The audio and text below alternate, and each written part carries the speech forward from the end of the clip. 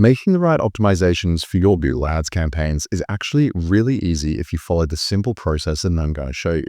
This is the exact optimization process I've used to turn unprofitable campaigns into massively successful ones and generated more than $15 million for e-com brands in doing so. Also, if you stay around till the end, I'll share a proven step-by-step optimization checklist you can use to optimize your Google Ads campaigns. So without further ado, let's get right into the video. All right, guys, so before we get started today, I just want to let you know that this whole account optimization checklist you can see on the screen now is available for you to download for free, just down below in the description of this video. You can walk through the checklist as I go through it in this video, keep on track there, and you can also keep it for yourself to use in the future when you're optimizing your own campaigns. All right, so I'm going to walk you through how this checklist works first of all. So as you'll see at the bottom, we have 5 different sheets, each containing a different checklist for different campaign types. We have general, shopping, search, PMAX, and demand gen. And within each sheet, you'll see a range of campaign checks with checkboxes under time-based intervals, as per the preview to the right. Ticked boxes indicate how frequently you need to review each checklist item. If you want to make changes to this document, if you've just downloaded it, just make sure you go up to the top here, hit File, go make a copy, and then you can make your changes and add notes for any specific changes you make as you go in the notes column. Right? Okay, so let's get right into the general scaling checklist to start with. So this is your checklist page for your campaigns as a whole. So this is something that I like to view on the campaigns view when I can see everything in front of me, all the different campaigns in the account. These are the checks I like to go through. So on a weekly basis, we do our campaign budget reviews, right? Are there any campaigns that are performing at or above KPI that can be scaled up, right? So are they within your prescribed KPIs? You set KPIs for yourself and your business depending on what your goals are. If you're looking for a specific ROAS, a specific conversion rate, a specific cost per acquisition, whatever it may be, those are your KPIs and you can only set them yourself. I can't tell you what the KPIs are for your business because they totally depend on your margins, on your revenue, on your sales cycle, depends on everything, right? So if your campaigns are performing at or above KPI, are there any that can be scaled up? That's one thing that's important to check for. Are there any campaigns with a status warning limited by budget? This means that there may be a budget limitation holding you back from scaling. It's not always correct. Sometimes Google gets a little bit ahead of itself here, but a lot of the time it is a good indication to check in on the budget and make sure that it's all aligned at the moment. So check in if anything's limited and it's not scaling because its budget is too low. Now, another one is, are there any campaigns that have dropped below KPI and need to be scaled back, right? So you may have had a high performer and it may have started sort of dropping back in performance a little bit. You might need to pull back on the spend there. That's something that you want to check every week to make sure that you're not overspending on any low performers. And then are there any campaigns that are not spending their full budget, right? You can do this by clicking on the campaign itself, checking how much on average it's spending per day by putting in a cost metric on the line graph. And then you can check how much your campaign is spending each day. If you set it to 150, but it's only spending 100, then you have to figure out why it may not be fully spending. Some reasons for that may be your TCPA or TROAS is too strict. Maybe your keywords are too strict. They're not on broad match. You're on like exact match with a few terms. It just can't target wide enough. Maybe your targeting of audiences is too strict. It usually has to do with strictness of targeting, right? If you cannot spend your full budget in your campaigns. All right, next up, campaign types and scaling stages rather. Review your account structure and potential for campaign expansion. So has your account reached a level of scale that necessitates new campaigns? Are your current campaigns failing to capture all available traffic? And has your account progressed to a new stage of growth that requires top of funnel campaigns? So these are all checks to see when it's time to introduce new campaigns. Now, this happens at totally different stages depending on the account once again. But if you're finding that your current campaigns aren't really capturing everything that they could be, you're performing really well, you need to scale up more, you need to spend more money in Google Ads. That's when you should start introducing new campaigns with new targeting and new opportunities, right? So maybe you have shopping campaigns that are performing really well, but you just can't scale much further. Maybe a good idea to introduce PMAX campaigns, right? With strict, brand exclusions to try and spend a little bit more money and get those products out there a bit more.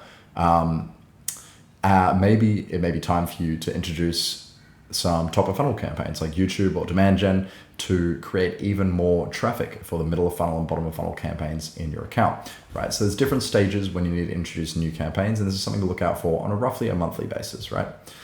Next up, for bidding strategies, you need to review your campaign bidding strategies. on every week, you need to check your bidding strategies are aligned with your current phase of growth. So if you've just started an account, you should be using click-focused bidding strategies such as maximize clicks, manual CPC. If you're in the later stages, you should be using automated bidding, focus on conversions or conversion value, right? Have you gathered enough conversion data in your account to transition to conversion-based bidding? So this is something like I mentioned, at a certain point in the account, when you get to roughly 30 to 50 conversions, you want to start transitioning over to conversion-based bidding. So at that point, you'll go from a click-focused bidding strategy to a conversion-focused bidding strategy, usually going to give you a better performance if you have all good data in your account, high quality data, and I recommend doing that and checking for that on a monthly basis, right? Are your TROAS and TCPA goals still reasonable and aligned with your scaling priorities? This is something that people often forget about. They may set a TROAS or TCPA and they may forget to change it down the line, right? This is something that is very important to make sure that you are not constricting your growth and you're not overspending, right? So TROAS and TCPA are your best ways at changing how much your the efficiency of your campaign essentially, right? So if you're allowing for really low efficiency so you can scale up, you need to be keeping a close eye on your TROAS, making sure it's within KPI, not going too low, and you're not losing money, right? Are your manual CPC bids up to date and aligned with current competitive metrics? So both of these are weekly check-ins. You need to make sure that your manual CPC bids are in line with your competitors, right? A good metric for this is to use search lost IS rank, search lost impression share rank, in the columns. That allows you to view exactly how much impression share you're losing as a result of a low bid, essentially. Also has to do with your ad quality, landing page quality, but they're things that are much harder to change. Your bid is something that is much easier to change. And if you have a high search lost rank search loss IS rank, it indicates that your bids are probably too low and you need to increase them. If you have a very low search loss IS rank, it means your bids are too high, right? Okay, geographical expansion. So review your geo-targeting and potential for expansion. Are there potential new locations which you can expand your ads into? Are there specific locations within your campaigns that are performing better than others and deserve their own campaign? Are there underperforming locations that need to be scaled back? These are all things you want to be checking on a monthly basis, making sure that basically all your geo-targeting is up to date. There's nothing that needs to be scaled back, nothing needs to be scaled up. It's something, again, that people often overlook and forget to do because it sort of just flies under the radar within your campaigns when you're not regularly checking these kind of things. All right, conversion tracking checks. Finally, ensure your conversion tracking is functional and consistent. So, are all your conversion actions working? Are your backup conversion actions reporting consistent data with your main action? Are your conversions all accurately classified as primary and secondary, right? For almost every e-commerce brand, purchases are a primary action, everything else is a secondary action, right? If you're a service-based brand, you may have lead form submissions and phone calls as primary, everything else is secondary. Make sure that if you do have backup conversion actions, let's say you have a direct GTM integration tracking your purchases, you also have a GA4 link tracking your purchases, make sure that they're reporting fairly consistent values, right? If there's a big discrepancy between them, it means your tracking is probably broken and you should review it, right? That's something to keep in mind all the time when you are looking at tracking. All right, let's move into shopping campaign optimization. So first of all, keyword review, search term audit. This one pops up frequently. You'll see that in the search campaign section as well. So for your search term audit, this is where you need to look out for additional negative keywords potentially. So make sure that you have added standard negative keywords to prevent low quality searches and traffic. So this is keywords for things like free, things that are maybe competitor keywords, anything that's going to be broadly low quality traffic across your whole account. You should have a negative keyword list for these kind of terms. And also, if this is a prospecting campaign, you also need to apply your branded keywords as negative keywords to prevent any branded traffic flying on through there. So make sure that you have added all your regular negative keywords to prevent low quality searches.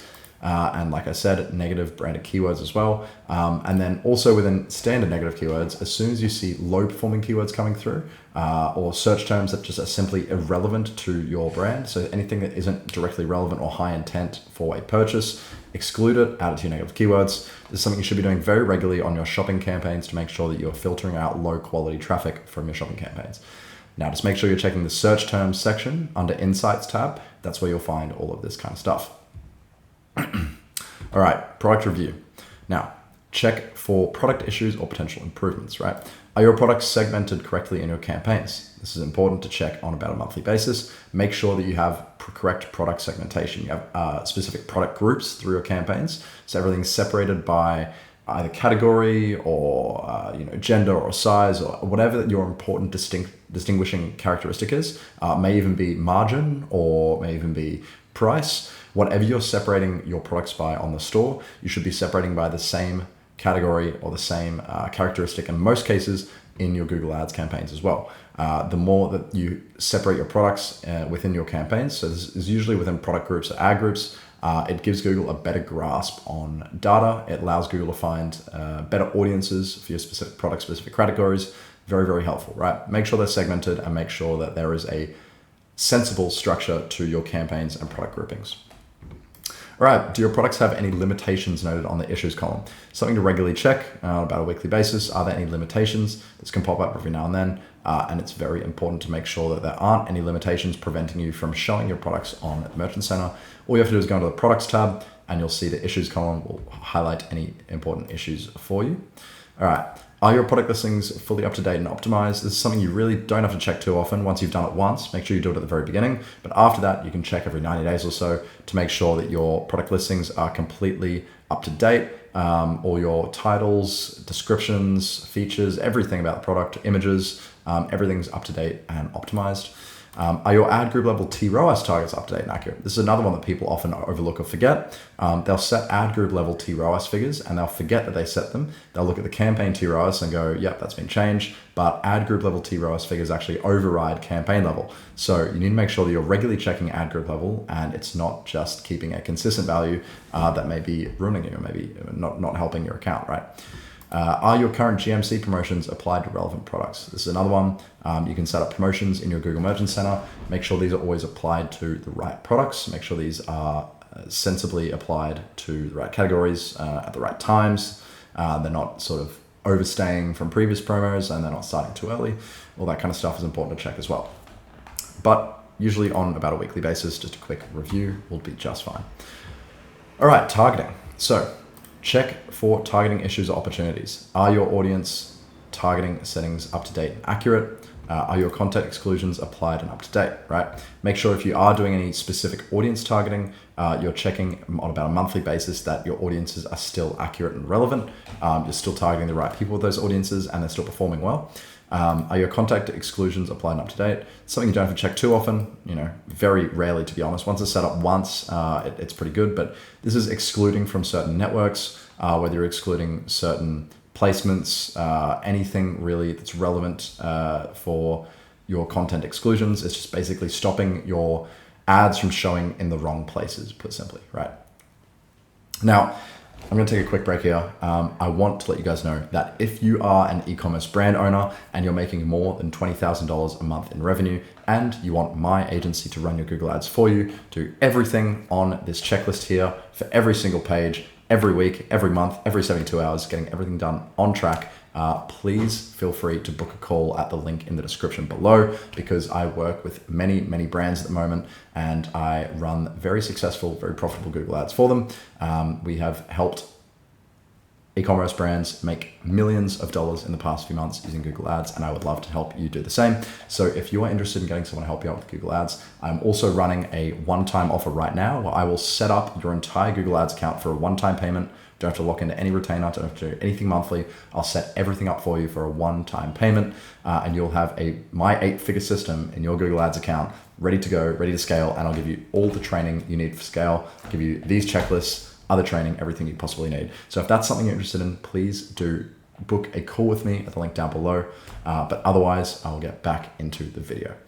So when we're looking at specific audience and demographic targeting improvements, you need to review the following dimensions for targeting optimization on a fairly irregular basis, right? These 3 are about every 90 days.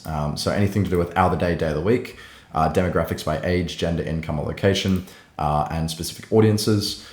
Be checking in on whether these have any significant impact about every 90 days. Now, something important to consider is that if you are using automated bidding, a lot of these kind of become irrelevant because your automated bidding automatically adjusts for these kind of factors and it bids based on the highest performing factors within each of these dimensions.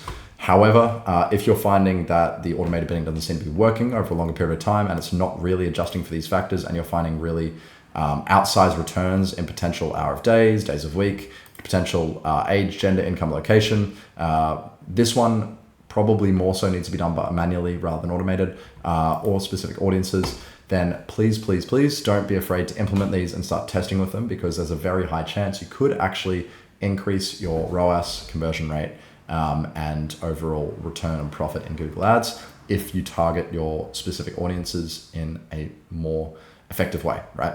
And then also be reviewing new potential audiences to add. So this one more common on about a weekly basis.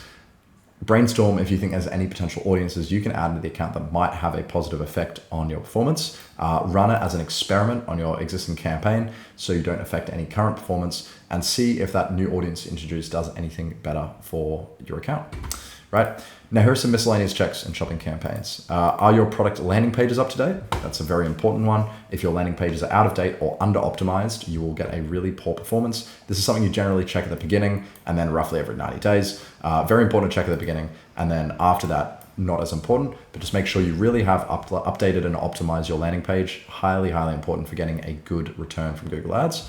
And are your bids competitive and up to date if using manual CPC? There's another one often people get to adjust. Make sure you're checking your search lost IS rank metric. Make sure you're checking your manual bids and make sure they're all in line on a weekly basis. All right, search campaigns. Got a bit more to go through here, but I will walk you through as quickly and as concisely as possible and show you exactly how I do everything in here.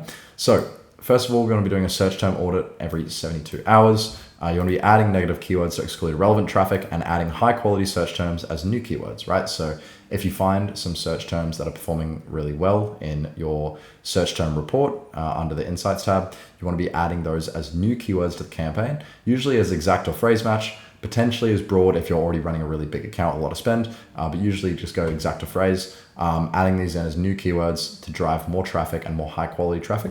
You want to be reviewing individual keyword performance as well. So under the keyword tab, you want to be looking at the keyword CPCs. You want to be looking at the keyword conversion rates and conversion metrics on about a weekly basis, identifying which your best keywords are and which keywords maybe need to be separated out into different ad groups. Maybe they need to be given a bit more priority. And then also finding your lower performing keywords, right? And maybe excluding them, pausing them, testing without running those keywords, right? Or changing their match types even, right? As we say here, reviewing match types. Check your match types make sense and whether they need to be modified. You know they need to be modified if your search term audit is giving you really, really, really broad terms, things that are not really relevant to your product. That means you probably have a match type, you have broad match turned on, and it's showing your ads to the wrong people with the wrong keywords, right? Now, keyword status is another important one. You need to check for the below first page bid estimate warning, rarely shown due to quality score warning, and low search volume warning. These are all warnings that can pop up on your keywords if they're not performing well. These are things you just need to address and check on about a weekly basis. They often are accurate, but don't trust them indiscriminately, right? Sometimes Google can be wrong on these. This one especially, Google's going to try and just make you spend more money on your bids. Don't really listen to this one all the time.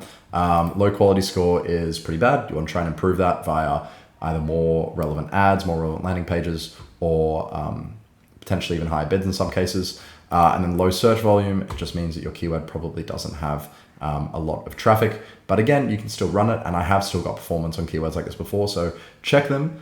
Don't necessarily act on them all the time, but just check them, compare them against your metrics, and see whether it's worth following Google's suggestion. All right, your ad reviews. Review your ads by ad group. Check their conversion rates, quality scores, and CTR, right? These are just all standard metrics for ads. Conversion rate is obviously determined by your landing page. Quality score determined by how relevant your ad is to your users and your targeting. And CTR just indicates how good the ad is and how much people want to click through. How good it is for hooking people in at least, right? Ad copy split testing, right? Test alternate headlines and descriptions in a duplicate ad within the ad group. Now, it would be great if you could do this every week, but realistically, a monthly basis is a lot more reasonable for this. So testing new headlines and new descriptions. Let me fix that up. In a duplicate ad, this allows you to find out whether you can run better copy in the ad and get a better performance, right? So just create a duplicate, run it alongside, and that'll be your split test.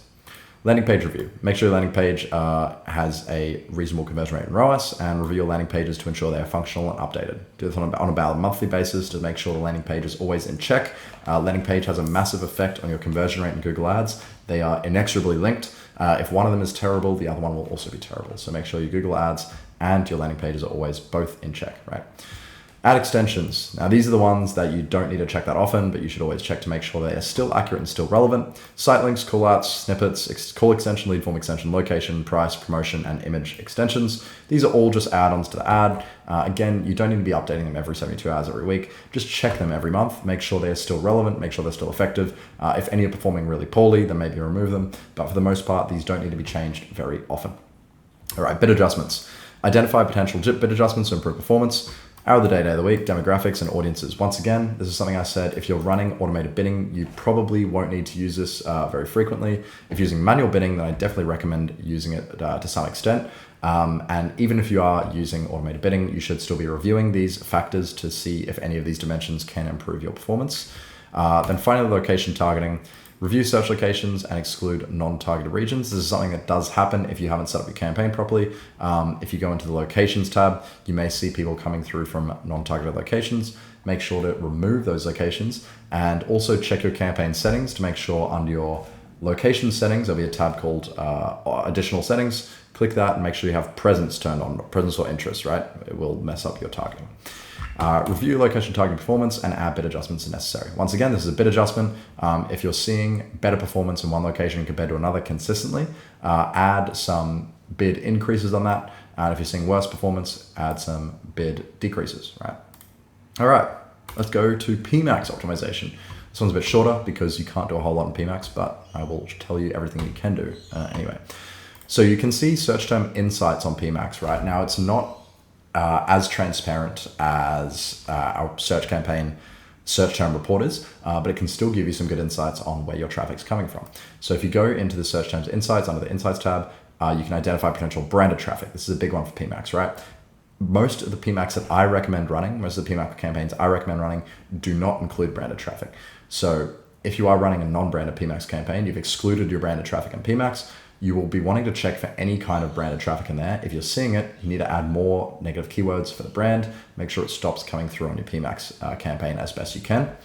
And you can add those negative branded keywords to your PMAX applied negative keyword list. So in one of my previous videos and in my Google Ads setup course, I actually walk through exactly how to apply a negative keyword list to a PMAX campaign. You need to be applying your branded negative keyword list to your PMAX campaign and make sure you're not getting branded traffic in it.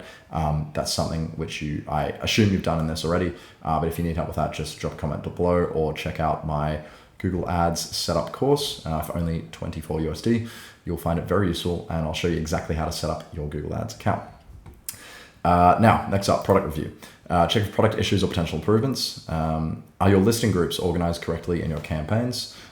Do your products have any limitations in the issues column? Are your product listings fully up to date? Are your GMC promotions applied to relevant products? These are very similar to the shopping campaign improvements. So if you haven't seen that already, click back in the video to the shopping campaign tab there, and I will go through all of these in a bit more detail. Targeting review, right? Are you testing audience signals on off between PMAX asset groups? Sometimes I find the audience signals help. Sometimes I find that they don't in PMAX. So transparently, I recommend testing both, testing with audience signals and testing without. Sometimes you may find altering performance between the two, doing that on about a monthly basis, right? Are your content exclusions applied and up to date? Once again, these are content exclusions relevant to keeping your placements out of the wrong places. It's actually quite a big thing for PMAX that I see. You may find a lot of your ads showing on like children's game apps or children's YouTube channels. You do not want your placements to be on there. If you want to exclude them completely, just Google placement exclusion list, Google Ads. I'm sure you'll find plenty of templates that you can import directly that will help you out. All right, asset group review. Review the following features of your asset groups and test their effectiveness. Headlines, descriptions, ad copy, images, videos, extensions, right? This is just the stuff within your asset groups. If you're not running feed only, so if you're running standard PMAX, Just make sure that all of these are performing reasonably well. If you think any of them have major drawbacks, then head back in and fix them up. But for the most part, this is probably okay, and you need to check this on about a monthly basis. Additional checks for script users, right? If you are using a PMax script to expand your insights, these will be helpful for you to check as well. Have you reviewed your PMax spend allocation between channels? Have you reviewed your detailed PMax product performance? Have you reviewed your detailed search category report, right? These are all important things to check on PMax if you're using scripts to give you more transparent data on PMax. If you're looking for a script to help you, I recommend the Mike Rhodes script. He is very talented and has developed a very good script for PMax that helps you get more transparent insights into what's happening in the account. So if you need a script, check that one out. But let's move on now to the demand gen optimization checklist. This is our last checklist. We are almost there, guys. Thank you for sticking with me this far. I will keep going and we are almost done. So first of all, ad quality review. For your ad performance audit, which creatives in the campaign are showing the greatest performance metrics, which creatives have the highest view rate, which creatives have the highest click-through rate, which creatives have the highest cost per click, which creatives have the highest conversion rate. Are all of your creatives receiving sufficient budget to test their performance? And are you removing videos with greater than 100 clicks that are below KPI? All right, so these are just all about checking how well your creatives are performing, right? If you check all of these metrics here, these will give you the best idea of which creatives are performing better than others. Generally on everything, almost everything here, your view rate, your click-through rate, and your conversion rate.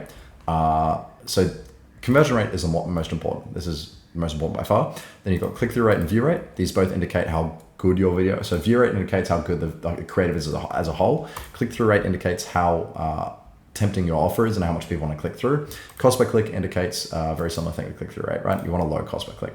But all four of these indicate how well it's performing, right? If you're getting really low metrics on one and you're getting 0 conversions, you want to be disabling that creative, right? You want to be checking this every 72 hours. Now, also you want to be making sure on about a weekly basis, I'd actually say probably potentially even 72 hours here. You want to be making sure that all your creatives are receiving sufficient budget to test their performance. So if your creative is not getting allocated any budget in the campaign, what you can do is split it out into a new campaign, run it in there with its own budget, and then force it to spend. That'll allow you to actually test and see if the creative is working well. Now, finally, you need to make sure that you're removing any videos with more than 100 clicks that are below KPI. This is a threshold that I use for a lot of creatives that I run, but you can change it if you want to something else. I find this is a good threshold to figure out, this is enough data to find out whether a creative is performing, right? So if you reach 100 clicks and your creative still is not within KPI, so it's not hitting your target ROAS, it's not hitting your target CPA, then you can probably cut that creative and test something else. The thing is, with almost any video advertising, Meta, YouTube, anything of the like, creative is king, right? All of your creative metrics are the most important things you can track. If you get a good creative that works really well, it will pop off and it will carry your YouTube and demand gen campaigns a really long way. So that is essentially the goal for a lot of cases. All right, new creative additions. Review addition of new creatives in the account on a monthly basis for these two. Are you importing new creatives into new campaigns and theme-based ad groups? Are you iterating your future creatives based on past high performance, right? So you want to be bringing in new creatives based in theme-based ad groups, right? So let's say you have a talking head testimonial as one theme group, and you have like a few testimonials in that ad group. They're all similar video format, all similar